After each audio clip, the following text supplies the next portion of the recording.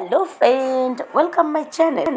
আমার পছন্দের ভীষণ প্রিয় একটা মিষ্টির রেসিপি আমি নিয়ে এসেছি, ধোকলা রেসিপি।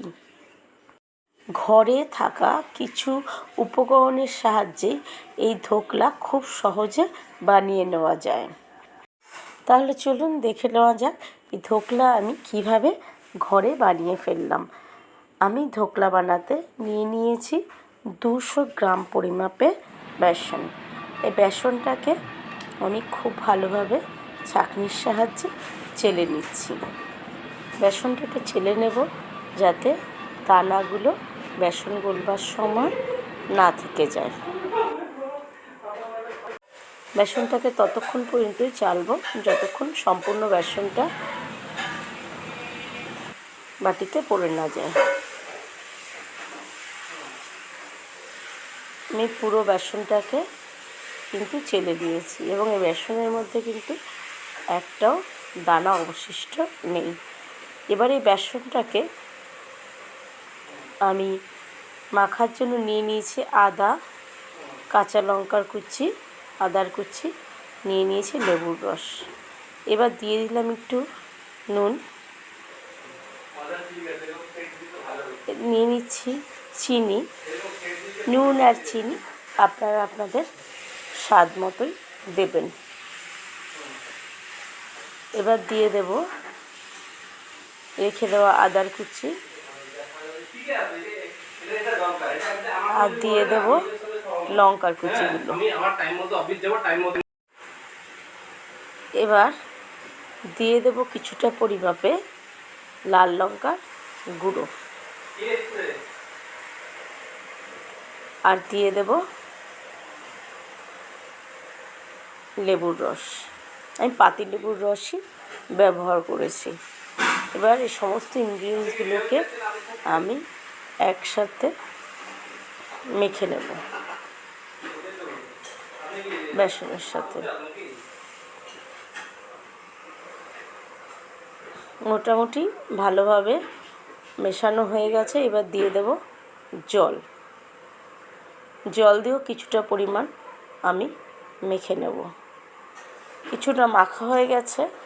এবার মিশিয়ে দেব সামান্য পরিমাপে হিং। আমি 1 চা চামচ পরিমাপে হিং দিয়ে দিয়েছি। এবার অল্প অল্প জল দিয়ে বেসনটাকে ভালোভাবে মেখে নেব। বেসনটাকে আমি রোটেট ওয়াইজ মাখবো যাতে একদিকেই বেসনটা ভালোভাবে মাখা হয়, তাহলেই আমার ধোকলাটা ভালোভাবে ফুলবে। বেসনটাকে ততক্ষণ পর্যন্তই মাখবেন যতক্ষণ পর্যন্ত পুরো দেখুন একটা সুন্দর কালার না হয়ে যায়। নিজে যদি মাখতে না পারেন সঙ্গে আরও কাউকে নিয়ে নেবেন, তাকে দিয়েও ভালোভাবে, কারণ অনেকক্ষণ ধরেই কিন্তু বেসনটাকে মাখাতে হবে। নিজে না পারলে অন্য কাউকে দিয়েও মাখিয়ে নিতে পারেন। এবার আমি নিয়েছি একটা টিফিন কৌটো। আমি একটু মোটা একটু উঁচু টাইপের টিফিন কৌটো নিয়েছি, যেহেতু 200 গ্রাম পরিমাপে বেসন অনেকটাই ফুলে যাবে, তাই এবার তার মধ্যে দিয়ে দিলাম একটু সাদা তেল। এবার সাদা তেলটাকে আমি টিফিন কৌটোর সাথে পুরো ব্রাশ করে লাগিয়ে নিলাম পুরো তেলটা। এবার আমি একটু তেল গরম করে নিচ্ছি বেসনের সাথে মাখিয়ে নেবার জন্য।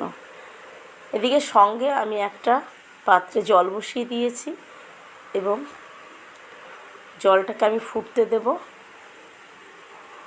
এবার বেসনের মধ্যে আমি দিয়ে দিলাম ওই গরম করে রাখা রিফাইন অয়েলটা। এবার এই রিফাইন অয়েলের সাথেও এবং আমি সঙ্গে আর একটু দিয়ে দেব খাবার সোডা।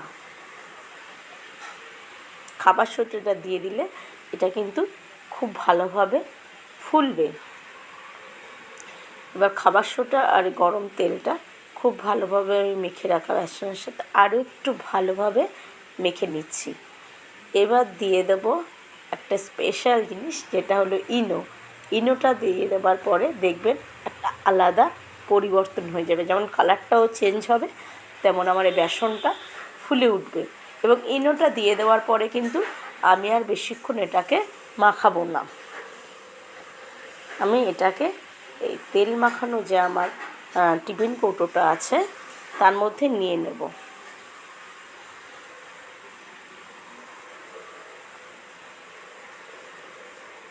অলরেডি কিন্তু ইনোটা দেওয়ার পরে এটা একদম বাউন্সি টাইপের হয়ে গেছে, অনেকটাই ফুলে গেছে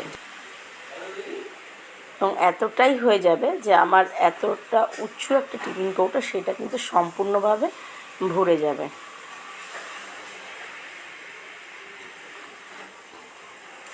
আমি বাদবাকিটাও ভালোভাবে দিয়ে দিলাম। এবার আমি গরম যে জল করে রেখেছি এই গরম জলের উপর এই টিফিন কৌটোটাকে আমি বসিয়ে দিলাম এবং ঢেকে দেব। অপেক্ষা করব এটা তৈরি হওয়ার জন্য। অন্যদিকে আমি একটা কড়াই নিয়ে নিয়েছি, তার মধ্যে আমি সিরাপ তৈরি করব। চলুন আমি সেই কড়াইয়ের মধ্যে দিয়ে দিলাম একটু সাদা তেল, দিয়ে দিলাম ফ্রেশ কারি পাতা এবং দিয়ে দিলাম কাঁচা লঙ্কাগুলোকে আমি মাঝখান দিয়ে চিড়ে নিয়েছি আর দিয়ে দিলাম সাদা সর্ষে।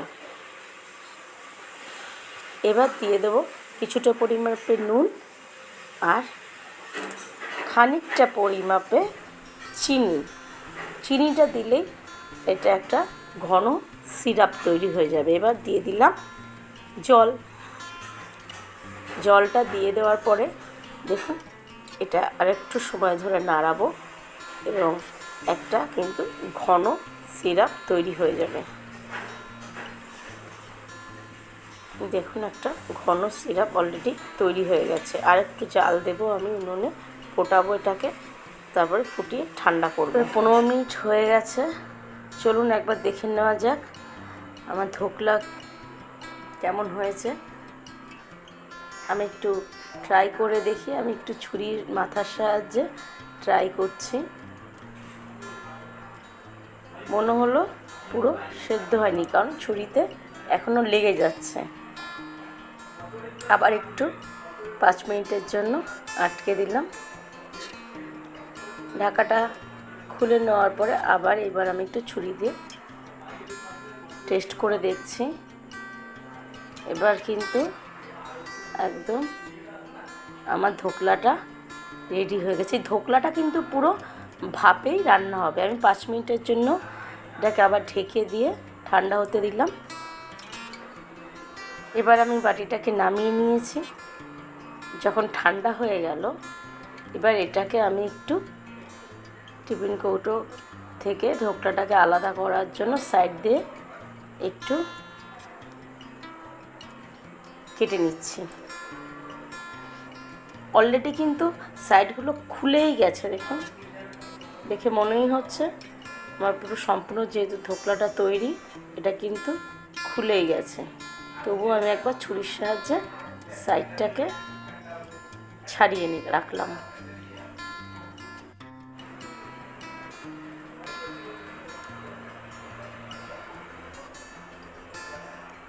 এবার আমার আসল কাজটা, আমি এবার টিফিন কৌটো থেকে ধোকলাটাকে খুলে নেব।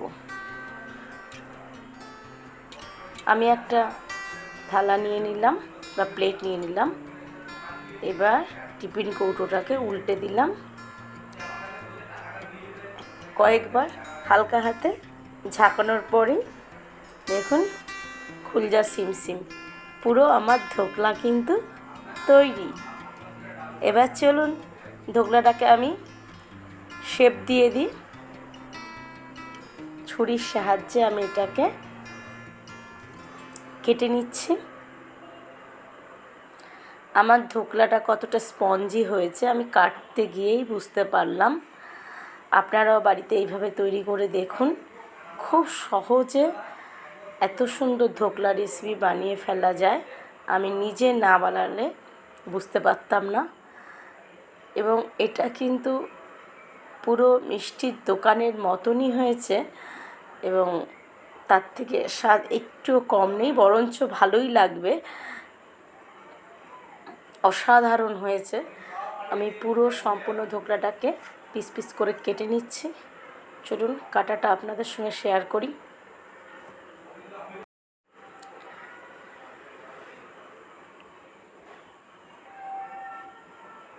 যেহেতু আমি একটু উঁচু টিফিন কৌটোর উপর করেছি, তাই কিন্তু আমাকে অনেকটা টিপ করে ছুরি দিয়ে কাটতে হচ্ছে। আপনারা কিন্তু কোনো পাতলা টিফিন কৌটো কিংবা কেক টিনের উপরও এটা করতে পারেন। কেক টিনের উপর করলে এটা বেশি প্লেন হবে। এবার চলুন আমি একটা ধোকলা কেমন হয়েছে টেস্ট করে দেখি। দেখুন আমার ধোকলাটা পুরো বাউন্সি এবং সফট। এবার আমি সিরাপটাকে, আমার যে সিরাপ তৈরি করেছিলাম চিনির সিরাপটাকে এর উপরে দিয়ে দেব। দেখুন আমার ধোকলা পুরো মিষ্টির দোকানের মতন টেস্টি ধোকলা কিন্তু পুরো রেডি হয়ে গেছে। তাহলে আমার এই ধোকলা রেসিপিটা আপনাদের কেমন লাগলো আমাকে কিন্তু কমেন্ট করতে ভুলবেন না। আর আমার এই রেসিপিটা যদি আপনাদের ভালো লেগে থাকে তাহলে কিন্তু অবশ্যই আমার চ্যানেলকে লাইক, শেয়ার এবং সাবস্ক্রাইব করে রাখবেন।